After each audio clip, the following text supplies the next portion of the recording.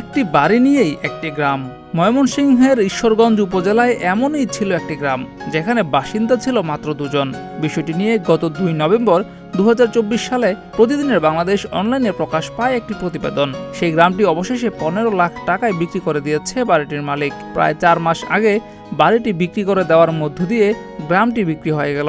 বুধবার 26 মার্চ গ্রামটি বিক্রির ঘটনা প্রকাশ পায়। এই গ্রামে মোট জমির পরিমাণ 25 শতক। এখন এই গ্রামের মালিক মোহাম্মদ আব্দুল মান্নাস। তিনি ঢাকায় ফলের ব্যবসা করেন। ময়মনসিংহের ঈশ্বরগঞ্জ উপজেলার রাজীবপুর ইউনিয়নের এই গ্রামের নাম উমানাথপুর। সেখানে একটি বাড়ি ছিল, যেখানে বসবাস করতেন AKM সিরাজুল ইসলাম এবং তার স্ত্রী মনোয়ারা বেগম।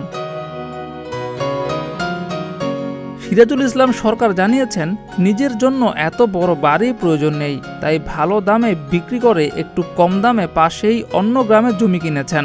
সেখানেই নতুন বাড়ি করে বসবাস করবেন তারা। উমানাথপুর একটি গ্রাম, একমাত্র একটি গ্রাম, এবং আমার একটি মাত্র বাড়ি। আমি এই গ্রামের বাসিন্দা, আর কোনো বাসিন্দা নাই। এই গ্রামের মধ্যে আমি একাই থাকি, আমার স্ত্রী আর আমি। এই যে লোক সমাজে প্রত্যেক লোকে বলে, এই সবাই বলে যে আপনি এক গ্রামের আপনার জমিদার, বুঝলেন? এই গ্রামের জমিদার আপনি, কারণ একটি বাড়ি, একটি গ্রাম, আর কোনো বাড়ি নাই।